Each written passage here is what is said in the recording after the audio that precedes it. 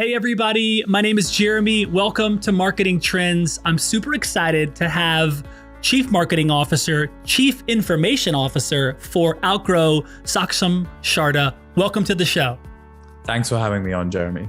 Where did it start for you in terms of marketing? When did that marketing itch first want to get scratched for you, right? Was there a campaign or a particular company that really kind of grabbed you because you seem to have gone really certainly towards the marketing tech world?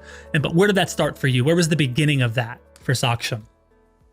I think it's like an interesting question because I always find that the term marketing in itself is such a vague term. It's like, it's like, I don't know whether it's a gerund, but there's a term in English for it when you add ing to a place where it's not supposed to be. So like marketing, or you can say salesing, but that doesn't really differentiate it much from the word market itself. So I feel like marketing is in itself a very nebulous category, and no one is born like, if you go and ask kids in a high school today and you ask them what they want to be when they grow up, no one actually says a marketer because no one really knows what that means. Right.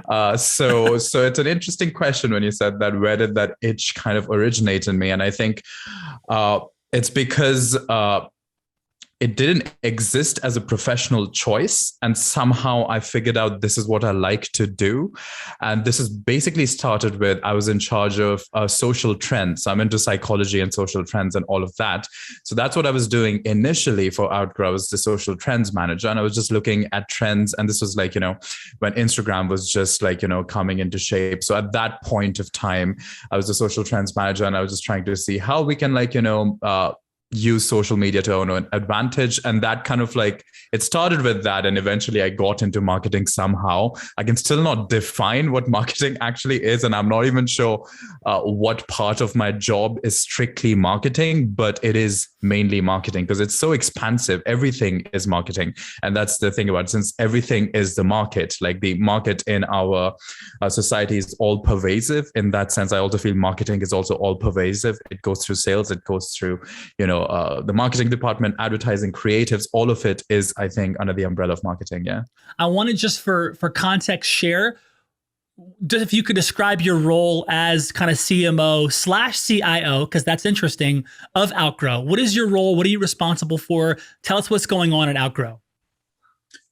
So I think the merging of these two roles is kind of possible in the current no-code environment that we live in. All the tools you see out there, and especially Outgrow in itself, Outgrow is an all-in-one interactive content builder. So you can build quizzes, calculators, any kind of thing you need for your marketing, chatbots. If you need to make contests to engage your audience, you don't need coders or developers. You just go on a software and you just build that. So that is what kind of like add so much to my role, because every time I need to like do a marketing campaign or a marketing strategy, I use our own tool. I don't actually have to go to developers to make a landing page. I don't have to go to anyone. I can actually realize my own idea from scratch. So it's actually very easy for someone with like any kind of background, whether it's like technical or not technical, to do marketing in the current no-code revolution that we're going through. So that is basically what I do. I basically go around looking at the entire company. I think of new ideas as to what we can do internally to make the company run smoother, and also externally to do all sorts of campaigns. We've done campaigns on Product Hunt. We've like multiple times we have like reached the top 5 on Product Hunt. We do all sorts of PR campaigns. We do Harrow, Help a Reporter Online, all sorts of campaigns. Like we've got our fingers in too many pies. So that's what I do. I love it. Yeah, this no-code solution is something that I'm beginning to see across industries too. We've had folks that are big B2B SaaS enterprise companies that have this no-code solution, down to these kind of fast growth companies like yourself. Even before hopping on the show, I hopped on Outgrow and I started to first I created a quiz, an outcome quiz that took me 20 minutes, which I rewind the tape, and if I would have had to find a developer or interview the developer, look at their portfolio, try to find the right one. Well, in 20 minutes, I literally created a quiz that we might end up using for our website, and I was just testing the tool out. And so this no code revolution is definitely here to stay.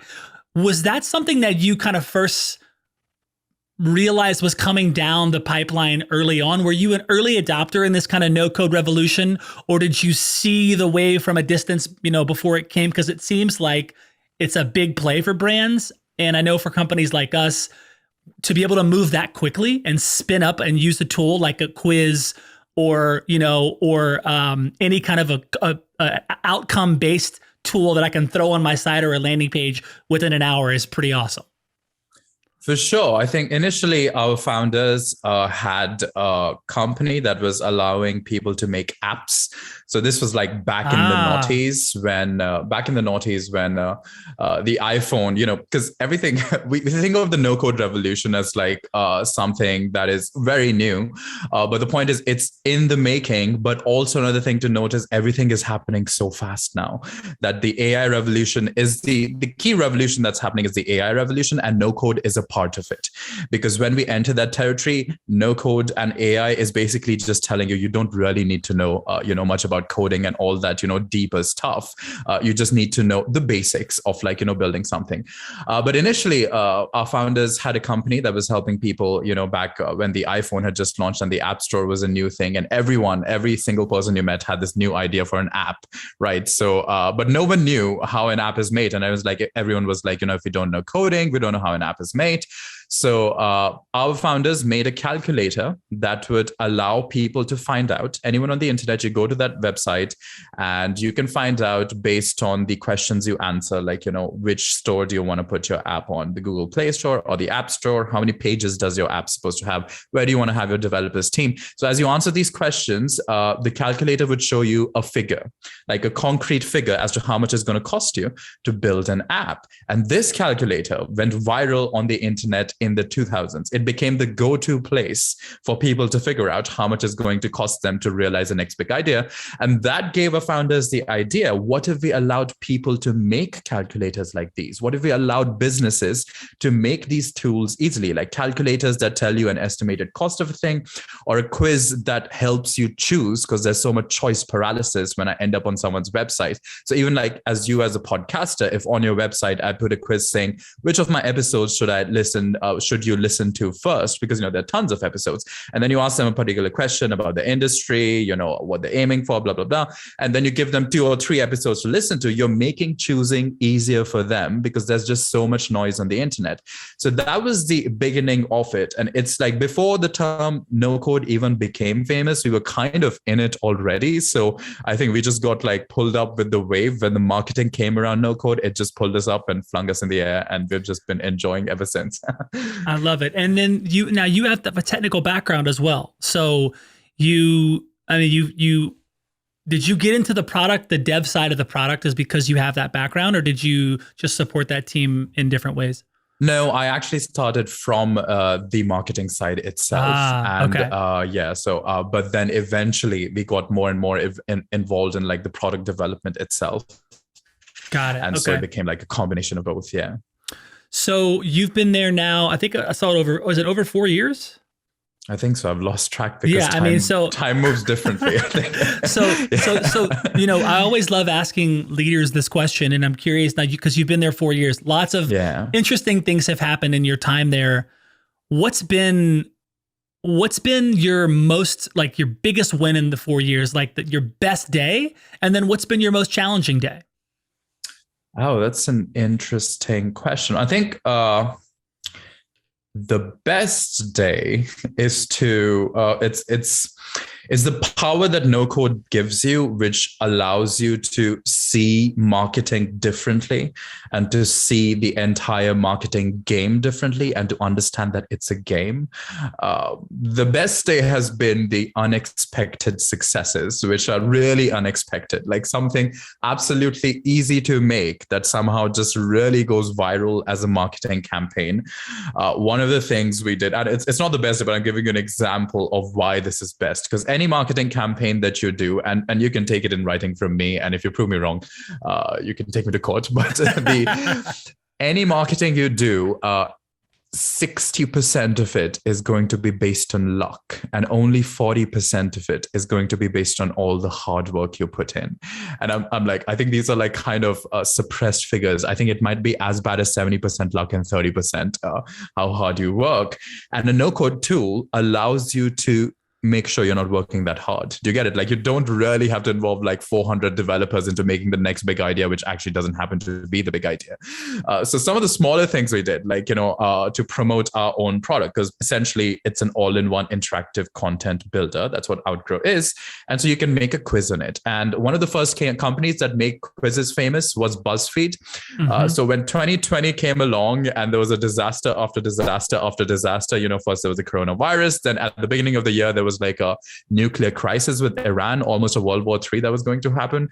And then the murder hornets, I don't know whether you heard about them, then hurricanes, and then tornadoes, all of these things like came along, and then wildfires in California.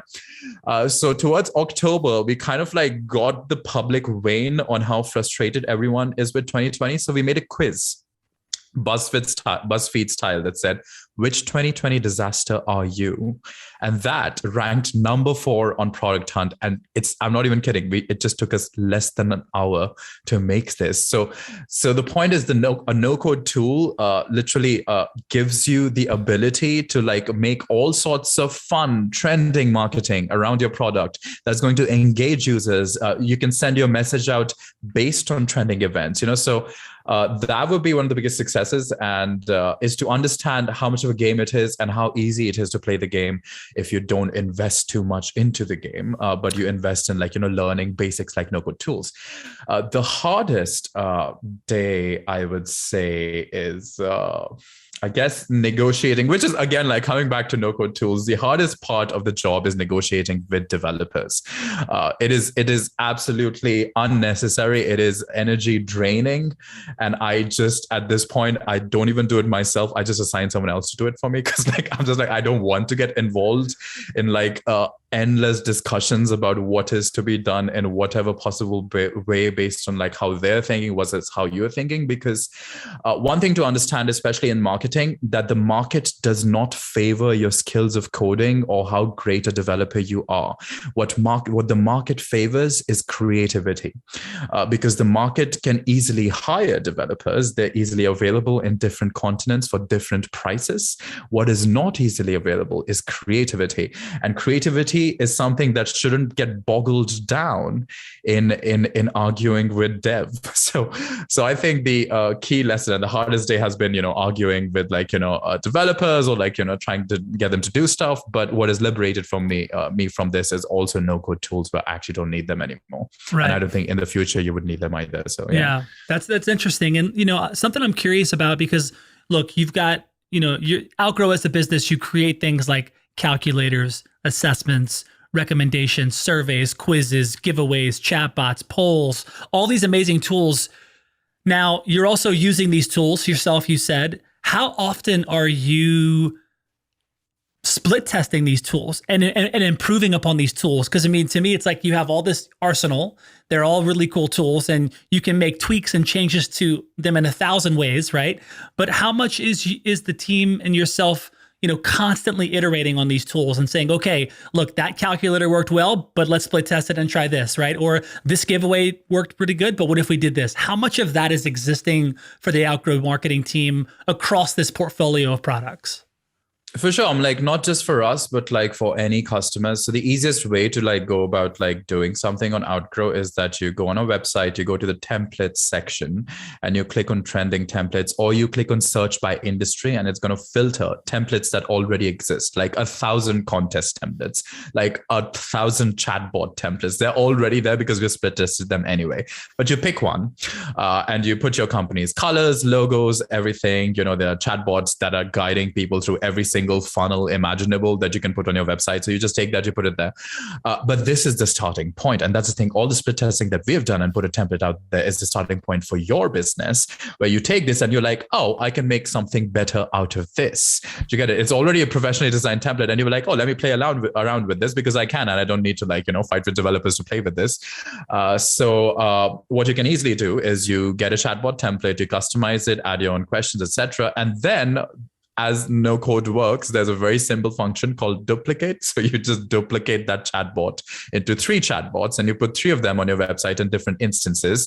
And then you measure which one is working better. And there's actually tracking where you can see all this data, how people are funneling through. And so people are able to do it themselves. And it's really easy to do. And that is why I think the analytics part is like such an important part of the software as well, because you can keep constantly improving on what's already there. And I think to make something great or new, you have to be creative and like go and test yourself out in the builder. Because I think there isn't that famous, I think, Einstein quote, which goes like, oh, I've stood on the shoulders of giants and that's why I've made what I've made. It's not that I am a giant, I'm standing on what has been built before. So I think that's the power of no-code tools and templates that you can use. I love that. That's actually one of my favorite quotes. And on that note, who are some folks, speaking of giants, that you maybe have stood on the shoulders of? Who are some folks that maybe inspired you, marketers, entrepreneurs, authors, anyone that has kind of really helped kind of catapult you towards this really cool career? That's an interesting, well, I guess all sorts of teachers in the past to start with, but some people that really come to mind, I really absolutely love the vice chairman of Ogilvy in London. His name is Rory Sutherland. I don't know whether you've interviewed him ever, but he's amazing. And I think his talent is not in developing or coding or any of that. His talent is in understanding how things work, is in understanding, what is the basic psychology behind why we do things that we do. And marketing is a lot about that. And also understanding that I think I remember his rules of marketing is 1, that there are no rules, and 2, that even if there are some rules, you can change them, and 3 is that you can change the entire context. So like when I came to this interview and I said, oh, but marketing isn't really a science. Isn't really a subject. It doesn't even mean anything. Like, marketing. It's to think about this term that the industry has been given and what it's making people do and how you can do differently from what everyone is doing because they think they're in marketing, which really doesn't mean anything. So, but so that's one person. The other people are well, one person I've actually had a fight with through my company's account. So he stands out. Peter Levels, he's the person who founded Nomad's List. He made a calculator, not on our software, but we had a fight with him about it. But anyway, he made a calculator, which was really nice. It would show you how you can retire early. It was a calculator where you just input your details and it would show you in which city of the world you can retire early by turning into a digital nomad or by, availing your pension in that city. And he's founded nomadlist.com, which is where you basically go on that website and you're able to basically see which countries you can live in for cheap. So he's one person who's inspired me. And one of the things is because when I was going to his Twitter in the middle of the fight, I realized that he's famous for being a person who made 12 startups in 12 months. And that is the key philosophy you have to be aiming for, because 80%, as I said, well, I keep increasing the figure, but 70% is luck and 30% is hard work. But Peter Levels realized that, it's easy for me to make this. So he made 12 startups in 12 months, which is and he expects half of them to fail.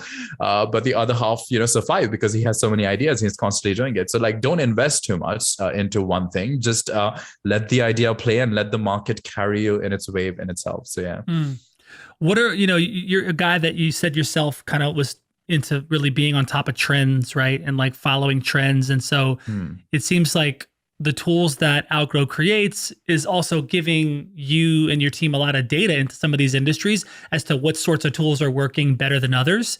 Can you share any examples of, because there's a list of tools, but are you seeing maybe your top 2 tools in the B2C world or the B2B world, or any kind of context around what you're seeing? Because you've probably got a lot of really cool data as to what's working better and maybe what's not.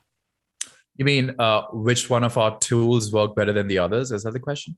Yeah, just if as you look across the different industries you're helping, are you noticing, some of these no-code tools be used more frequently? Or or is it really just a wide range and it just depends? But I mean, we serve like 21 different industries, so it's like a universe in each industry. So if I get into like one industry, I could like do like a thesis on that industry on how it's using no code tools. But some of the interesting examples I can give you is like by what is happening in the world right now. For instance, social commerce is just it's just taking off. Like, all these, for instance, the Chinese app Shine is like such a big key player in that market now. But in short, but Amazon and everyone also had it. But one of the things about social commerce is that you can use no-code tools, and how people have been using our no-code tools in social commerce, for instance, is, when you walk into a sunglasses store, you want to buy a pair of shades. Like in the physical world, in the real world, there's a shop assistant who's able to tell you that based on your face shape, your eye color, your hair shape, haircut, hairstyle, and everything, what kind of sunglasses would suit your face the best. And he also asks you questions like, what kind of actors do you like, or what kind of celebrities are you following, and I can show you sunglasses based on that. It's getting rid of choice paralysis, decision fatigue that everyone has. There's too much out there. There are companies like AliExpress, etc., manipulating prices so you can get everything for cheap, and there's no taste left. So how do you market yourself in stuff like in an environment like this? And that's why the internet world has to go back to the physical world and learn what was happening there. And so you can build. So one of the tools type is an e-commerce recommendation quiz, which asks you these questions: your face shape, your eye color, your nose shape, your hair color, hair, blah, blah, blah. And then it's able to recommend you, and also like your favorite actors and everything. And it's able to recommend you 2 or 3 products in a portfolio that you can pick from. And influencers basically on Instagram and everywhere, but also people putting it on websites, this quiz, but also influencers on Instagram, TikTok, they put this link in their, profile description. So people are able to just click on that, and they're able to pick the sunglasses they like, and it redirects them to the affiliate marketer, etc., etc. So it's basically that's one place that we've seen people use it a lot. Another place that I can give you as a B2B example is the easiest one is a return of investment calculator. Like HubSpot has it on their website, right?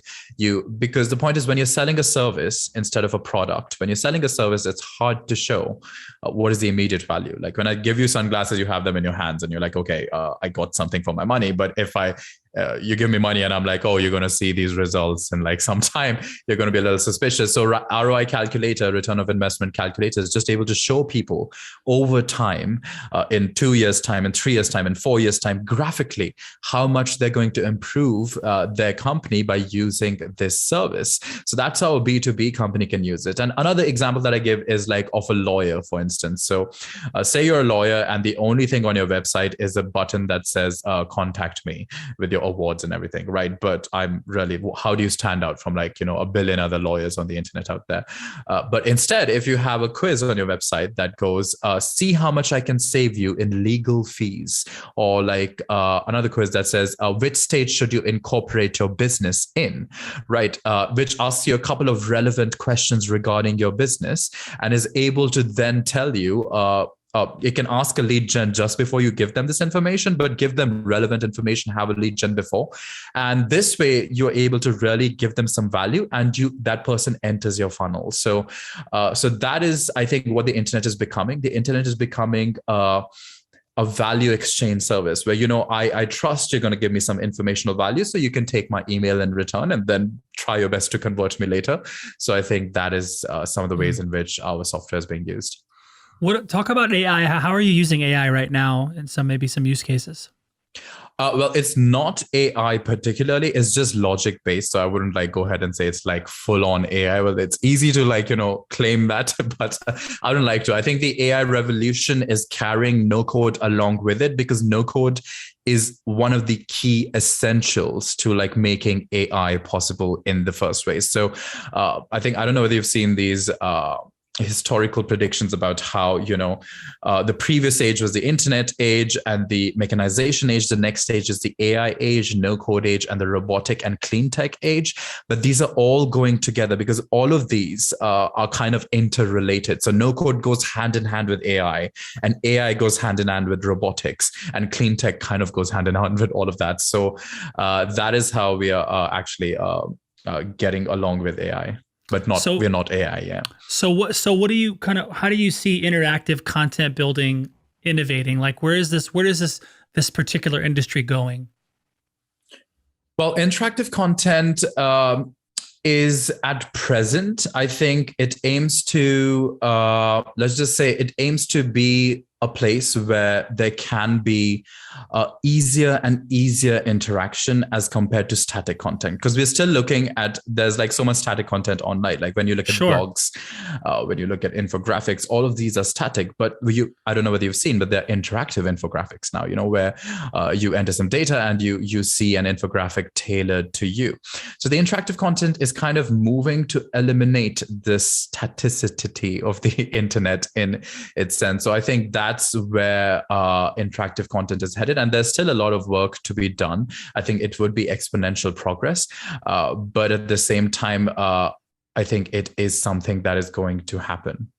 Yeah. I think it's interesting to, as you said it, I like how you lumped in no code, AI. Like there's a lot of stuff that's going to be moving together. It just makes sense as the industries all evolve. Certainly the tools will evolve and the seamlessness will evolve. Let's shift and talk about the customer experience and how you kind of view that in terms of how people are engaging with Outgrow. And what's your philosophy on the customer experience and customer engagement? If someone like me or someone new begins to interact with your brand, walk us through kind of the story of what the outcome of that would be and how you think about that as a marketing leader. Well, because it's interactive, it's going to be more fun. So there's like gamification, right? So that is key, because when I'm reading a blog, I'm usually like, if you're really unable to capture my attention for more than 5 seconds, I'm probably like 5 websites away. Like together, that's how fast I'm moving. Even like when you look at like major news websites like BBC and CNN, now they have like quiz of the week where you're able to like test your knowledge of the current affairs, et cetera, because they're trying to engage you. And also when you look at articles on the BBC in particular, you can see how simple they are, like, because the age of like complex writing and like great blogs point making is over. It's very simple, short paragraphs. That's how they're going. And then they have a quiz of the week or like an interactive, content piece, a quiz or a calculator to show you like something you can like play with to make you stay on the website longer, because that is a key thing that you want the visitor to do from a marketer's perspective. And from the marketing viewpoint, this is great because you get so much website visitor data, and that you can recycle for marketing. Like you get to see who's visiting your website, like why are they visiting your website? What is leading them away? Like at what point of the quiz did they leave? Was the quiz too long?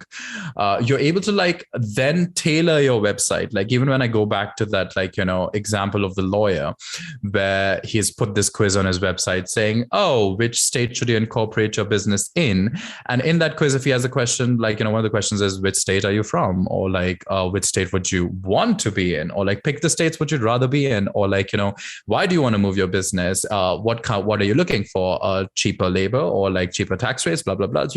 The more of these answered questions that people are answering, you're literally collecting information about the kind of people that are coming to your website. And you can tailor your services then based on, you can completely change your service model because you understand who's coming to your website now. So I think that is a key way in which you understand customer experience and you understand the customer themselves. So I think these are the two key important points to know.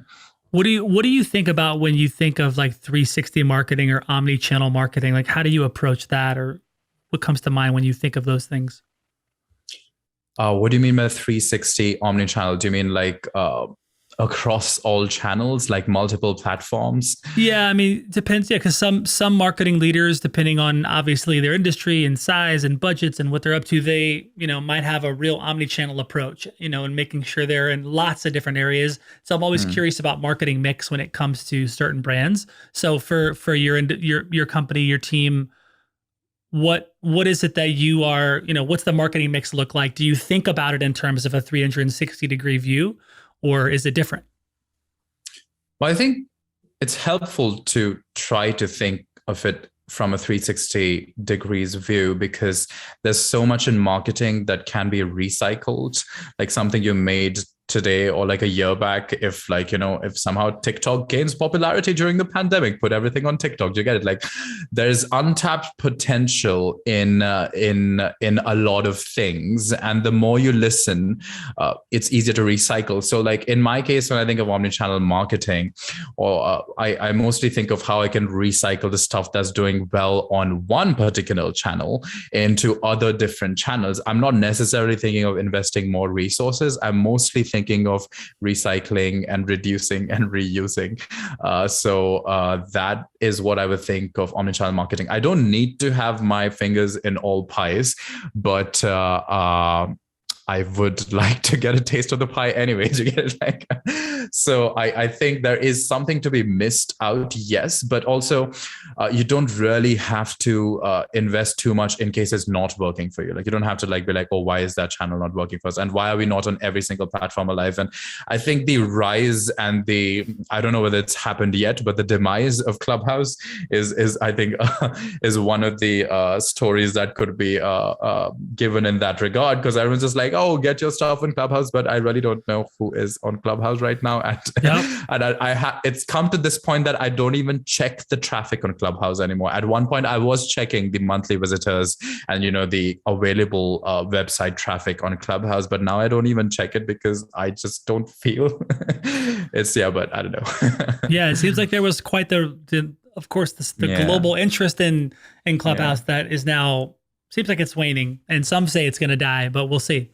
We'll see. I mean, it might come back, but on the other hand, people always go on about TikTok saying, "Oh, TikTok is just for kids and blah blah blah." But I really think that TikTok is actually huge, and I feel odd that I have to say it on a podcast in 2021. But there was like points in 2020 when people wouldn't believe me, and I'm just like, "But it is." Have you been on TikTok? Like, do you know how much better its algorithm is than like Instagram? Like, it is so good at like finding stuff that is good, and there's so much about that platform that I think is so promising. So once you get a feeling, or like, it doesn't have to be like what others are thinking about, but if you get a feeling that a platform you think is good, then you should probably try it out, because you're probably instinctually going in the right direction, I'd say. Yeah, that's awesome. Cool. So we've covered some great ground here. We have some time. Is there any specific area you want to make sure we talk about? Good question. Let me check my show notes. Anything like, or anything that's interesting to you, that stuff that you're noticing, you're learning about, stuff that's interesting. We can talk about anything like that, or we can go to our kind of lightning round questions, kind of a hot seat question. I'll ask you a bunch of those, and then we can wrap up, or we can talk about something else if you want. We have a little bit of time. I guess like from what I can see, I think I talked about mostly everything, but one of the things to note from interactive content that I haven't talked about is that it gives you the ability not just to generate leads, because you're obviously generating leads every time you put a quiz, calculator, assessment, contest. But what it also gives you is the ability, because the more questions are in there, the more gamified it is, the more steps people have to pass through. The more the lead is getting qualified. So, it's only the key leads. You can actually segment everyone who passes through your interactive content funnel to different sales departments based on how they're answering the questions. So there can be categorization of all these audiences that are getting funneled through. So you can have particular strategies for following up with everyone. And you can show completely different questions to people based on how they're answering questions, right? So you can take them to a different part of their website or ask them different questions altogether, because the quiz kind of logic jumps and branches into, deeper aspects. But the point is, I think all of this boils down to is personalization. So every time I go on a website, I get exactly what I'm looking for, which is something important in a world where there's too much noise and it's hard to make a decision. Yeah. I love that. Cool. Well, let's go to the lightning round. I have some kind of cool Salesforce lightning round questions, and then we can wrap up. Okay. This has been awesome. All right, cool. So let's see here. Cool. Marketing Trends podcast is brought to you by Salesforce. Salesforce brings marketing and engagement together. Learn more at salesforce.com/marketing. We've got Saksham on the show. Saksham, first question, lightning round. How do you best relax? What do you do for fun? I play video games. Yes. What video game? What's some video games you're into? I've literally been playing one video game for the past 7 years. It's called Heroes of the Storm. It's freely available, but I'm the kind of person who it's hard for me to learn new games. I just play the same games again and again and again. Okay. If you weren't in marketing, what would you be doing? I would probably be teaching, I suppose. Yeah, I guess. Teaching. Yeah. What would you be teaching? I'd be teaching psychology, I think. Well, something related to psychology, something unorthodox, which not that psychology is unorthodox, but something odd. Okay. Do you have a favorite band or artist?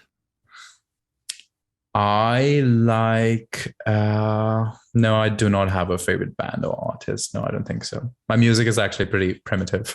Oh, yes, Hans Zimmer. I would say Hans Zimmer. Hans Zimmer, great. Yes, Hans Zimmer's I awesome. love Hans Zimmer. I'm into soundtracks, actually, which is what I do to relax as well. I just listen to soundtracks. Yeah. That's great. I share that. Not a lot of people are into soundtracks like me, so I appreciate that. Right. What maybe has been a favorite ad you've seen or a favorite campaign you've seen? Favorite ad or a favorite campaign? I mean, it just comes to mind. I couldn't say it's favorite because it's a lightning round and I don't have much time to think. But what comes to mind is the Volvo ad in which the guy did a split between the two Volvos to Enya's music. I think that was quite impressionistic. It made an impression, and it comes to my mind when someone in lightning round asked me for a favorite campaign. Okay. So that must be it. Fair enough. Fair enough. Okay. Last question. What advice do you have for a first-time CMO? A first-time CMO can subscribe to the newsletters of all his rival CMOs and build on their strategies. That's smart. I like it. Cool. Well, Saksham, thank you so much for being on the show. It's been a privilege. I personally love the space that you're in, this content marketing, content building space.